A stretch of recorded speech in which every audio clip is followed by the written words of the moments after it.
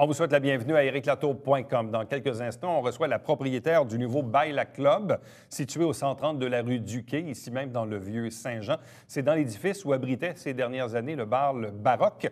Maintenant, c'est un studio de danse latine. Le lundi, il y a des cours qui s'y donnent, mais également le vendredi et le samedi, c'est comme un bar. Il y a un permis d'alcool. Ça commence à 20 h le soir et les gens peuvent bien sûr danser. Le vendredi, il y a de la musique des années 80-90, mais le samedi, c'est exclusivement de la danse latine. Donc, on va recevoir Mme Gina Manatta.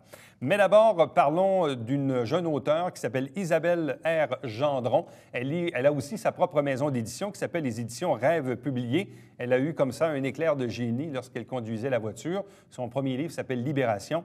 Libération de quoi? De 20 témoignages qui font du bien.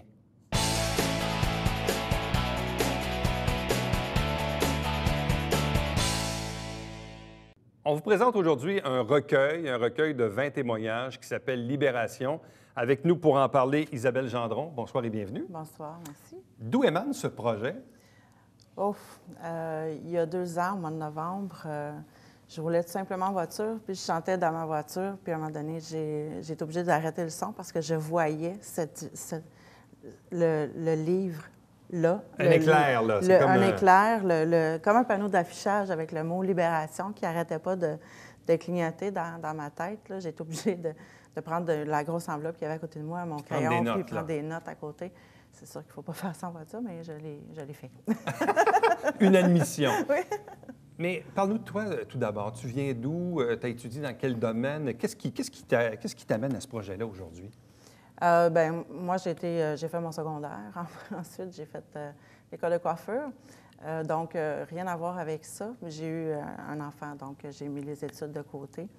Et c'est un petit peu la vie avec le genre de personnes avec qui je me suis retrouvée. J'ai eu des relations un petit peu malaisantes, qui fait que j'ai décidé d'écrire sur le sujet de la manipulation. Puis j'ai été suivre un cours pour m'auto-éditer moi-même.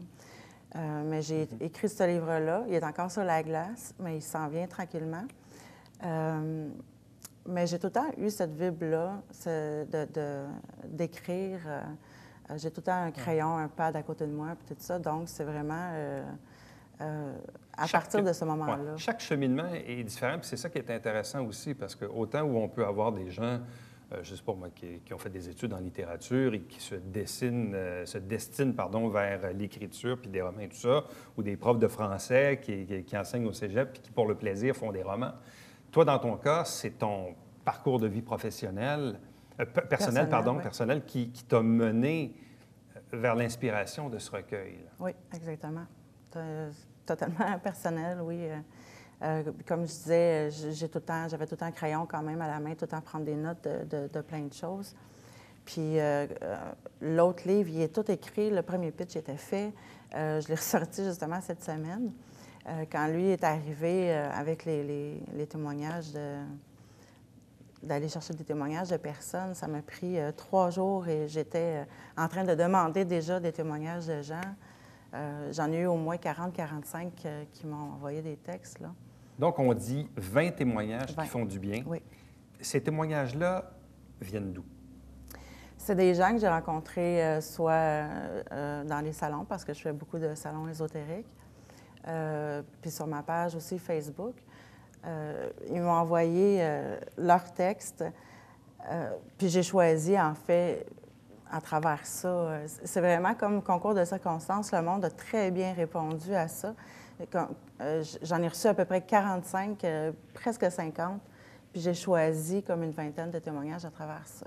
Des témoignages de quoi? De quel type de situation? De quelles circonstances? Bien, il y a plusieurs situations. C'est vraiment comme on passe de la demoiselle qui est devenue maman, qui s'est enfin libérée de ce besoin-là de devenir maman, puis qu'elle a pu retrouver son enfant intérieur à elle quand elle a eu son bébé, en fait.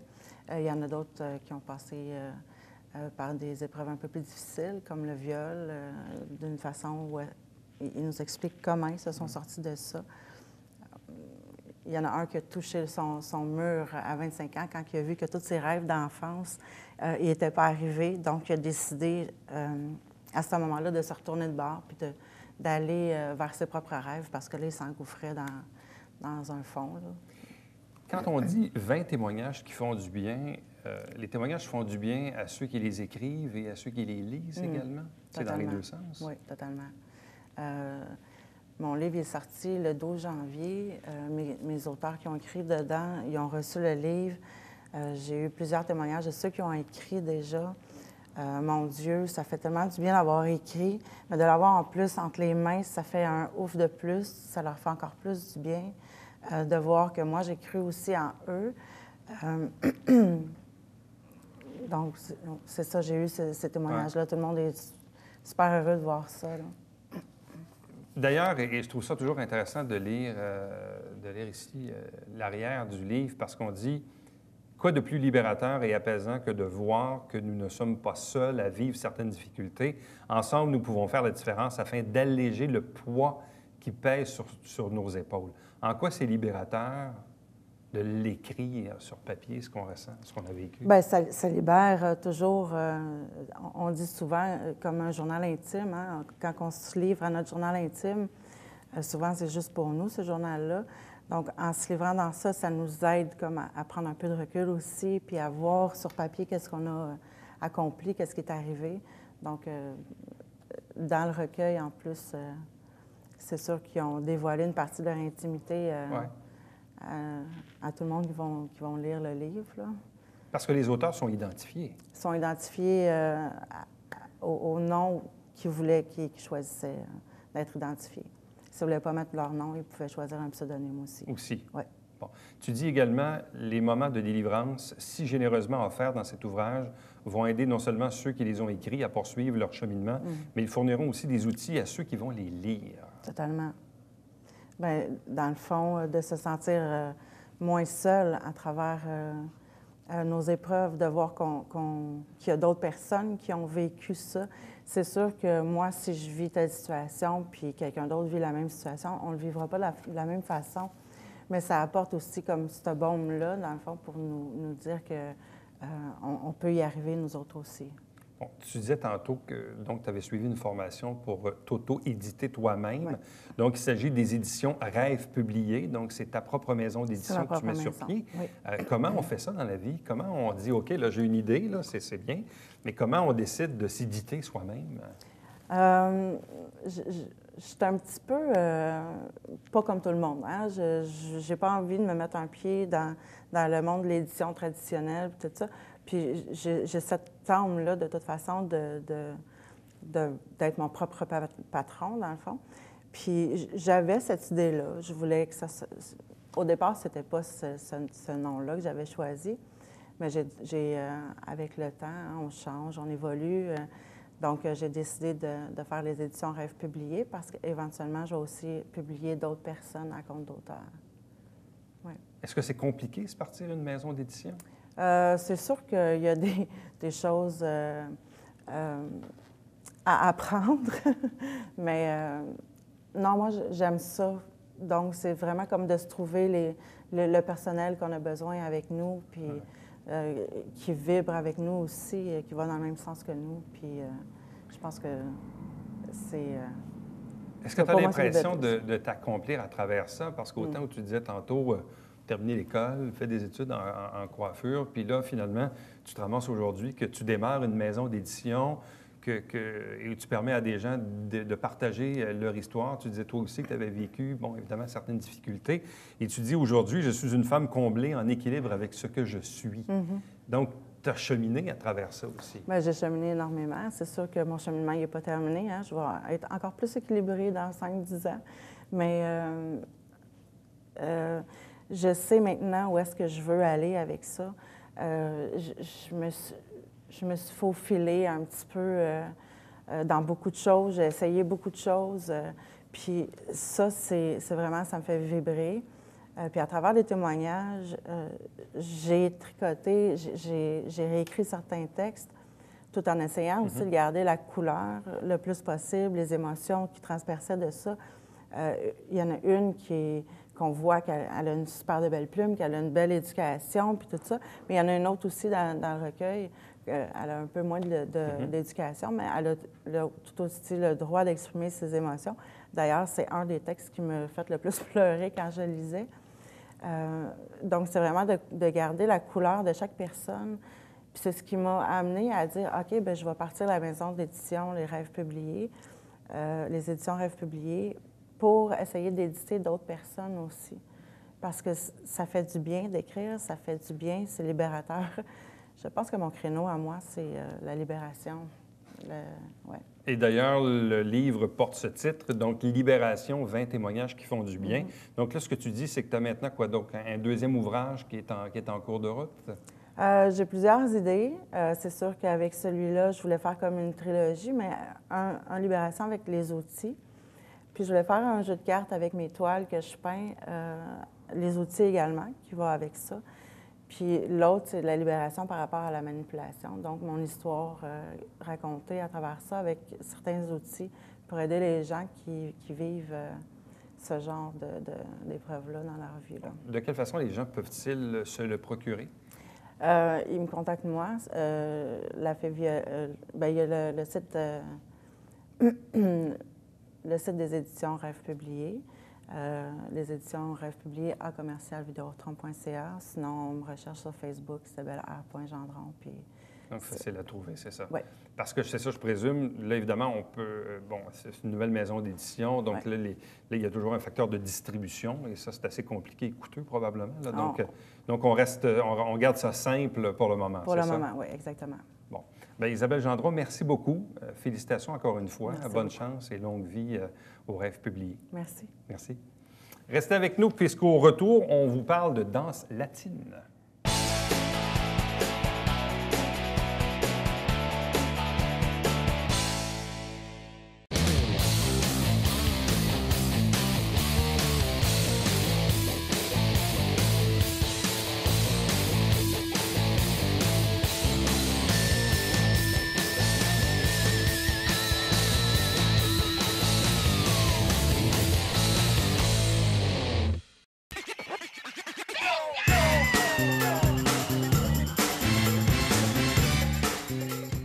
Divertir dans le confort de votre foyer.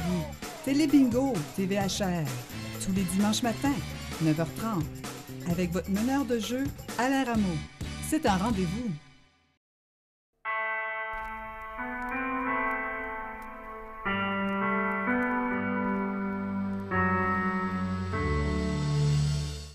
Coulisses Bêta, version 3.0, jeudi, 19h.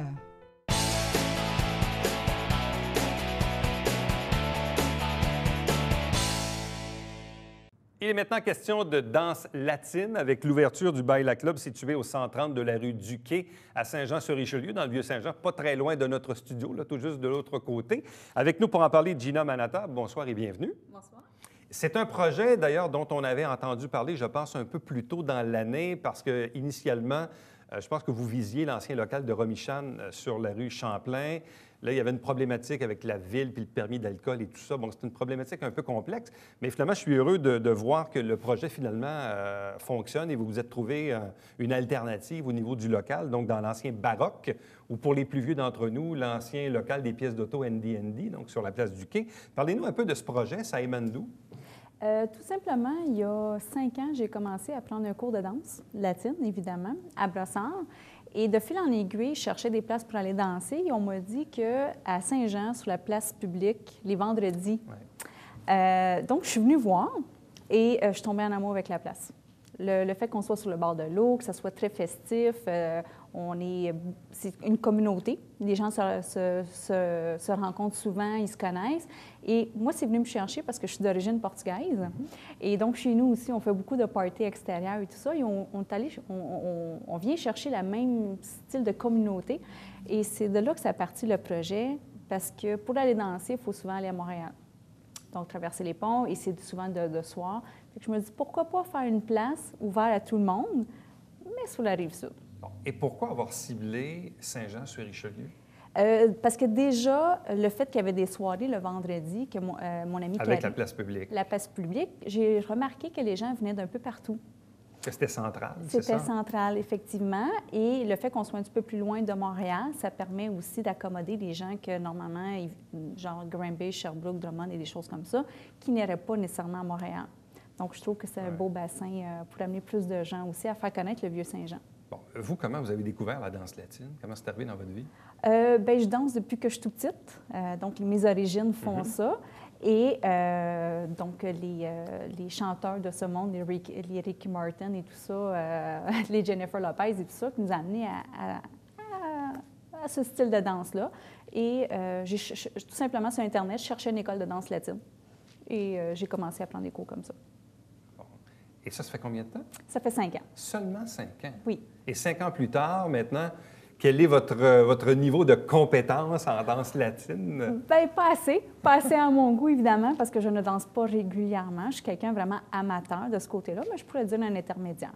Donc, ça va bien. Bon, une fois qu'on a décidé qu'on veut s'installer à Saint-Jean, sur Richelieu, bon, idéalement le Vieux-Saint-Jean, comme je l'ai dit en introduction, vous visiez un autre local, mais là, on le sait, il y a un moratoire sur les permis d'alcool, et là, je pense que le Conseil voulait vous attribuer le permis, mais en même temps, le problème, c'est que si un jour ça ferme, bien là, le permis reste attaché à la bâtisse, puis on n'a pas le contrôle sur le commerçant suivant, avec des problématiques de bruit et tout ça. Je sais que vous aviez une bonne ambassadrice en la conseillère Claire Charbonneau, là, qui parlait beaucoup de votre projet, puis qui trouvait ça bien dommage et qui ne voulait pas échapper cette opportunité d'avoir un studio de danse latine dans le Vieux-Saint-Jean. Qu'est-ce qui fait finalement que vous avez pu trouver l'autre alternative de la place du Quai?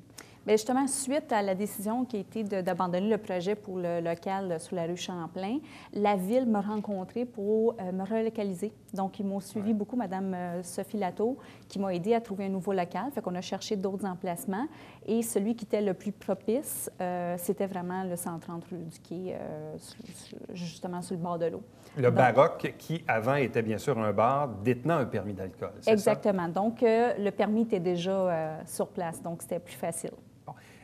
Et ça, c'est une question intéressante parce que les gens se questionnaient notamment au Conseil, et je pense que Mme Charbonneau tentait d'y répondre, mais les autres conseillers se disaient en quoi c'est important pour votre entreprise d'avoir un permis d'alcool? C'est quoi le bénéfice que vous avez par rapport à ça? Bien, évidemment, nous, on fait des soirées latines. Donc, c'est très social. Donc, les gens, ils aiment ça. Comme quand on va au restaurant, on aime ça le manger un bon repas, mais un coupe de vin, un drink ou des choses comme ça avec. Et c'est la même chose aussi. Ouais. Donc, c'est pour ça que ça prenait le permis d'alcool. Pas qu'on est des gros consommateurs, parce qu'on sait très bien que c'est pas avec des danseurs de danse latine, parce qu'on boit beaucoup plus d'eau. Mais c'est le fun aussi quand même. Même ceux qui ne dansent pas, ça fait déjà une belle soirée de venir voir des gens qui font déjà la danse. Il y a souvent des événements qu'on fait, des cours. Il y a aussi des prestations qu'on annonce aussi. Fait que ça fait déjà une belle soirée. Fait qu'on peut très bien socialiser aussi avec un verre. C'est ça. Donc, autrement dit, ça aurait été un peu plus difficile d'attirer les gens dans un studio de danse où il n'y a pas d'alcool, là. Et voilà. Ça ferait plus une école de danse que vraiment une place. Qu'un studio de danse. C'est ça la nuance entre les deux. Oui. Bon, là, vous êtes ouvert combien de jours par semaine? Là, actuellement, je suis ouvert 2 soirs. Donc, le vendredi, on fait un peu un style club de danse années 80-90 avec des hits. On mélange la salsa, la bachata aussi, donc un mélange de danse latine parce que ça nous est très demandé. Et le samedi est consacré vraiment à la danse latine. Et le lundi, tout simplement, c'est des cours de danse. Donc, on a Baya Studio. Oui, c'est une école de danse qui prend mes locaux. Donc, il offre des cours pour les débutants et les intermédiaires. Il va y avoir d'autres soirées aussi qui vont suivre, bien évidemment. Là, vous êtes ouvert depuis combien de temps? On est dans la 3e semaine. Et jusqu'à présent, quelle est la réponse? Très, très favorable. Je suis surprise. Justement, samedi passé, on avait une autre soirée et j'ai fait un peu de sondage de savoir où est-ce qu'ils venaient les gens. Beaucoup de gens de Saint-Jean. Puis ils m'ont mentionné qu'ils étaient vraiment contents qu'on soit ouvert, qu'il y ait une place pour sortir, nécessairement pas aller à Montréal tout le temps. Et ce que j'ai trouvé le plus étonnant, c'est que j'ai du monde de Montréal qui sont déplacés à Saint-Jean, de Bromont qui sont venus, de Saint-Lambert, Saint-Hubert. Fait que ça a fait OK, j'ai fait un bon choix. Fait que ça accommode les gens au lieu de traverser le pont, sortir tard, parce que les soirées sont très tard à Montréal. C'est plus vers 10-11 heures. Moi, j'ouvre à 8 heures, de 8 à 2. Donc ça accommode aussi beaucoup la clientèle. Donc, ouverte de 20 h jusqu'à 2 h du matin, les vendredis, samedis. Oui. Donc, le vendredi, années 80-90. Le samedi, on est vraiment 100 danse latine, c'est bien ça. Oui. Et Dans le fond, quand on parle de danse latine, on parle de quoi? On parle de samba, de cha-cha? C'est quoi, le bouquet des danses latines? C'est une excellente question. Nous, notre créneau, c'est vraiment la salsa, la bachata, le merengue, cha-cha. Et on veut amener d'autres danses aussi, comme le kizomba, qui est une danse, le zouk aussi, d'autres danses qu'on danse beaucoup à Montréal aussi. Donc, on va tout intégrer, mais principalement, c'est ces danses-là qu'on fait. Donc, c'est de la danse en couple? Oui. Est-ce que les messieurs aiment ça? Oui. Est-ce que c'est les madames qui amènent les messieurs? Je vous dirais que c'est pas mal partagé. Oui? OK. Oui, parce que ce qui est le fun dans la danse latine, c'est qu'on n'est pas obligé d'être en couple. Quand moi, j'ai commencé à prendre mes cours de danse, célibataire, donc ce qui est le fun, c'est qu'on va dans des soirées danse latine et les gens, ils s'échangent les partenaires, même si on est en couple. Donc ça, c'est vraiment très, moi je peux dire, une ambiance festive. Donc, c'est vraiment agréable à ce moment-là. Fait qu'on n'est pas obligé d'être en couple pour pratiquer la danse latine. Bon. Comment fonctionne? Parce que là, vous dites, donc, le lundi, le local est dédié à des cours. Oui. Donc, qui se trouve à donner les cours de danse en question et comment les gens peuvent-ils s'inscrire? Soit par notre page Facebook, donc Baila Club 130, tout simplement, ou via l'école de danse qui est Baia Studio. Donc, Baia Studio, c'est chercher un local justement à Saint-Jean. Ils ont déjà une école à Longueuil et une à Châteauguay. Donc, ils voulaient s'intégrer à Saint-Jean parce qu'il y a beaucoup de demandes aussi. Et c'est suite à ça qu'on a fait un joint venture. Bon. Vous l'avez dit tantôt, bon, vous êtes d'origine portugaise, donc vous êtes né un peu là-dedans, mais est-ce que c'est difficile à apprendre? Pas du tout. Il faut juste qu'on aime ça, danser. Si on a la passion pour la danse et qu'on aime la musique, le reste va suivre. Évidemment, il faut pratiquer. Ça prend de la pratique. Oui. C'est comme dans toute chose. Il ne faut pas se piler sur les pieds. Ça peut arriver au début. Ça peut arriver? Oui, oui. Même encore, avec plus d'expérience, ça arrive. Ça arrive. Parce que parfois, on voit ça quand les gens vont, bon, surtout dans le Sud, bon, à Cuba, République, Mexique, Jamaïque, bon, etc. On dirait que les gens se laissent un peu plus aller par les rythmes. Et très souvent, les gens reviennent de vacances et sont toujours un peu peinés parce que finalement, ça a duré une semaine. Puis ils n'ont pas vraiment d'opportunité après ça de pouvoir danser, là, à moins de suivre des cours ou d'aller chez vous maintenant, là. Parce que des clubs, bon, vous dites qu'il y en a à Montréal, mais dans des régions comme Saint-Jean, il n'y en avait pas vraiment. Dans des régions comparables comme, je ne sais pas, moi, Drummondville, Joliette, Sorel, est-ce que ça existe aussi? À date, dans les environs, on est la seule sur la Rive-Sud. Parce qu'il y a des gens qui font des soirées, mais il n'y a pas un endroit spécifique. Parce qu'il faut comprendre aussi qu'au Baila Club, on a un plancher pour la danse latine. On a 1500 pieds carrés de bois franc. Et ça prend ça? Ça prend du bois franc? Oui, il faut que ça soit quand même un bois qui est dur, un beau plancher quand même assez glissant d'une certaine façon, parce qu'on a des souliers spéciaux souvent aussi pour danser. Ceux qui ont plus d'avancement, on a des souliers. Donc, ça prend quand même un beau plancher qui soit quand même adéquat pour ça. C'est quoi la différence entre la salsa, cha-cha, vous avez dit la bachata tantôt? Oui. C'est quoi la différence entre ces danses-là? Oh, c'est les pas? Oui, c'est le rythme qui est différent. Comme la bachata, c'est comme plus le slow des latins. Salsa, c'est beaucoup plus rythmé, c'est sur un 8 temps. C'est tous des pas différents. Donc, ce qui est le fun aussi, c'est que quand on fait une soirée latine, c'est très diversifié. Parce qu'on a des gens qui sont plus vraiment merengue, cha-cha. La salsa, c'est moins important. Puis il y en a d'autres, c'est vraiment plus la salsa. Donc, il y en a pour tous les goûts. Fait que même dans une soirée, on se divertit bien. Quel est l'âge de la clientèle? Actuellement, je vous dirais, ça joue entre 25 à 55, 60. Donc, il y a du monde de 25-30 ans qui vont chez vous, qui vraiment se prêtent au jeu de la danse latine. Oui, de plus en plus, c'est populaire chez les jeunes aussi. Bon. Ce projet-là va vous mener où? Bon, parce que là, vous venez d'ouvrir, c'est nouveau, ça fait 3 semaines. Oui. Là, évidemment, on est en plein mois de janvier, il fait quand même assez froid. Vous avez quand même l'opportunité d'avoir façade sur la rivière. Est-ce que vous pouvez avoir une terrasse? C'est quoi les projets pour l'été? C'est déjà prévu. J'ai fait une demande pour la terrasse d'à peu près une 50aine de personnes qui vont être là. Donc, mon but, c'est d'ouvrir peut-être un bistrot terrasse pour ce printemps et de donner accès aux gens, justement, pour avoir la musique. Bien, c'est un peu ce que je me disais, parce que, bon, quand il y avait notamment les spectacles sur la place publique, je me rappelle du temps où il y avait le restaurant à côté, le comptoir. Des fois, on soupait le vendredi soir, puis on entendait la danse latine, puis on est même sur la terrasse, on voyait, là. Donc là, je me mets dans la peau des gens qui vont prendre peut-être une petite marche après avoir soupé au Nautique ou dans ce coin-là, qui vont se promener sur la place du quai, bien, qui vont entendre les rythmes, ils vont peut-être être tentés d'aller regarder ou... C'est exactement Allez ça. vous joindre sur le plancher de danse, là. C'est tout à fait. Moi, ce que je veux recréer, c'est l'ambiance un peu dans le sud, justement. La terrasse, on est sur le bord de l'eau avec la musique puis du plaisir, tout simplement. Donc, le Baila Club, situé au 130 de la rue du Quai, ici même dans le Vieux-Saint-Jean, ouvert depuis 3 semaines, danse latine, donc principalement les vendredis et les samedis soirs, projet de terrasse pour l'été prochain, puis il y a aussi des cours qui se donnent à même le Baila Club, donc le lundi. Pour information, vous avez le numéro de téléphone à l'écran, ça vous pouvez faire une recherche également sur les pages Facebook. Merci beaucoup, bonne chance. Merci. Restez avec nous, au retour, on vous présente le Babillard quotidien.